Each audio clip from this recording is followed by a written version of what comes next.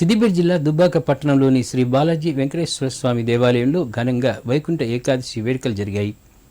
ఉదయం 5 గంటలకు స్థానిక ఎమ్మెల్యే కొత్త ప్రభాకర్ రెడ్డి ఉత్తర ద్వారం ద్వారా స్వామిని దర్శించుకున్న అనంతరం భక్తులకు అనుమతించారు. స్వామివారి దర్శనానికి భక్తజనం పోటెత్తడంతో స్థానిక పోలీసులు గట్టి బందోబస్తు నిర్వహించారు.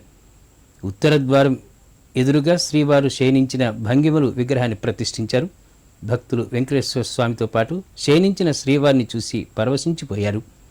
ఆలయ పాలక మండలి సభ్యులు, వాలంటీర్లు, అర్చకులు భక్తులకు ఎలాంటి అసౌకర్యం కలగకుండా ప్రత్యేక శ్రద్ధ వహించారు. ఆలయానికి సిద్దిపేట జిల్లా అదనపు కలెక్టర్ శ్రీనివాస్ రెడ్డితో పాటు చాలా మంది ప్రముఖులు తరలివచ్చి స్వామివారిని దర్శించుకున్నారు.